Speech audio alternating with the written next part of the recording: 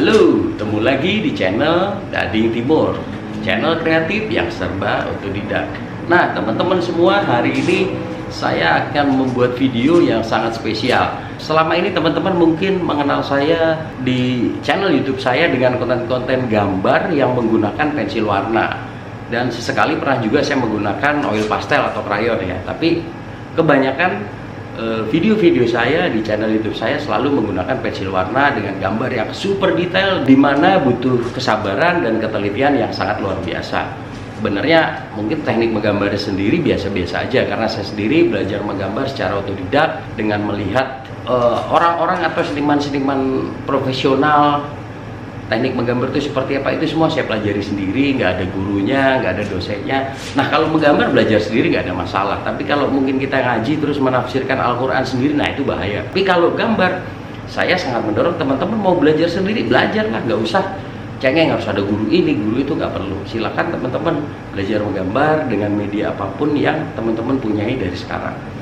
Ya, jangan ngeluh, jangan harus punya alat mahal, dan itu nggak perlu lah. Jadi menurut saya cukup dengan apa yang kita punyai, kita mulai dari situ. Saya sendiri mulai menggambar secara otodidak karena saya senang sejak kecil. Sejak saya belum sekolah tuh saya ingat dibuatkan papan tulis oleh ayah saya, papan tulis hitam, kemudian saya pakai kapur putih, mulai coret-coret menggambar di situ. Nah, selanjutnya saya juga mencoba beberapa media yang lain, menggambar menggunakan pensil, kemudian pensil warna, dan waktu SMP menggunakan cat air. Kemudian di SMP pula, karena saya penasaran gitu, melukis menggunakan cat minyak. Ya, hasilnya saat itu tentu tidak seperti sekarang ya melukisnya. Intinya kalau saya lihat sih, mungkin saya melukis juga masih tetap ciri khas saya adalah detail. Saya tidak bisa lepas dari detail itu dan berusaha membuat sebuah karya itu benar-benar mirip dengan referensi yang ada. Saya kemudian melukis cat minyak ini terakhir adalah pada saat saya kuliah. Saya kuliah jurusan saya teknik sipil, jadi saya bukan sarjana seni ya. Jadi khusus bidang seni ini adalah otodidak. Sedangkan saya sendiri background pendidikan formal saya aja lah sarjana teknik sipil, dan saya bekerja di bidang konstruksi sudah belasan tahun lah, ya taruh 15 tahun lebih lah katakanlah seperti itu. Kemudian ketika saya udah kerja, itu sama sekali saya udah gak pernah lagi melukis menggunakan cat minyak. Dan kali ini 21 tahun kemudian saya mencoba kembali apakah masih bisa saya melukis menggunakan cat minyak. Nah, lukisan saya sendiri yang terakhir itu tahun 2000-an kalau nggak salah, itu lukisan 2 tahap pernah saya buat. Nih lukisannya seperti ini, teman-teman lihat. Nah, ini lukisan ini waktu di kos-kosan saya buat, si bapak ini sedang pegang ayam tapi nggak pakai belangkon. Tapi karena waktu itu saya kuliah di Jogja ya, saya senang dengan atribut Jawa dengan belangkon itu, saya beli belangkon itu. Dan ketika saya sudah kembali ke Jakarta, waktu itu masih cari-cari kerjaan, belum dapat pekerjaan yang tetap, masih pindah sana pindah sini, itu saya iseng tuh melukis lagi. Belangkonnya saya taruh di atas lemari, kemudian saya posisikan kira-kira kalau dipakai seperti apa, itu kemudian saya lukiskan di atas di lukisan yang sudah jadi si bapak ini. Jadi tadinya nggak pakai belangkon nih tadinya, kemudian saya bikin dia jadi pakai belangkon. Nah, itu adalah tahun 2000 kalau nggak salah, dan lukisan ini sekarang berada di rumah seseorang yang menjadi mentor saya, bekerja secara profesional di bidang konstruksi. Beliau sangat saya hormati, dan saya sendiri bersama beliau mungkin ya berapa tahun ya, mungkin 8 atau 10 tahun lah, saya lupa, 8 atau 10 tahun bersama beliau, dan masih berhubungan baik dengan beliau, walaupun terakhir bekerja di satu perusahaan yang sama bersama beliau itu tahun 2013 awal, itu kita berpisah ya.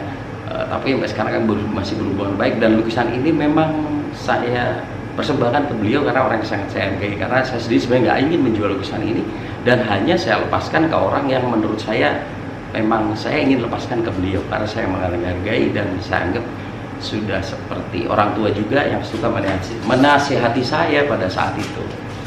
Nah, kira-kira kalau saya melukis lagi, apakah hasilnya masih bisa seperti itu, atau lebih jelek atau lebih bagus dari itu?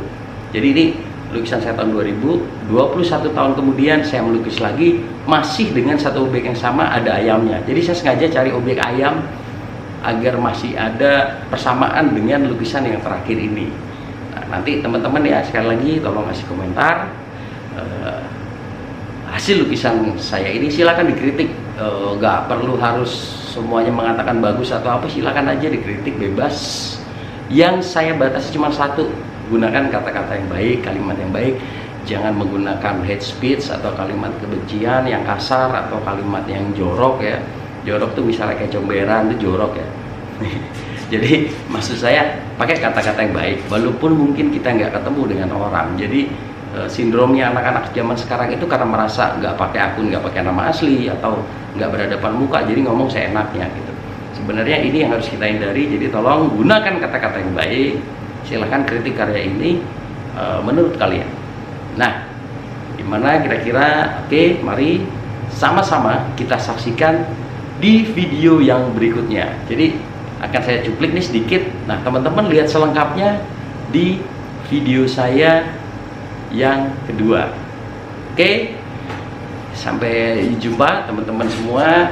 Saya harap semua teman-teman di masa pandemi ini tetap semangat, tetap cari solusi agar kita semua tetap sehat, tetap bisa bertahan, nggak perlu jadi babi ngepet atau nyari duit dengan hal-hal yang nggak halal.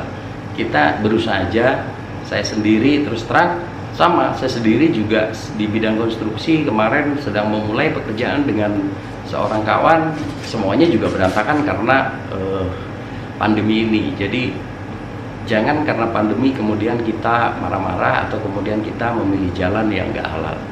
Ya bukannya so tua, tapi menurut saya ya ini harus kita lalui. Nah, oke teman-teman, tetap semangat, tetap sehat, dan seperti biasa akhir kata saya ucapkan salam damai, salam kreatif, dan selamat menyaksikan.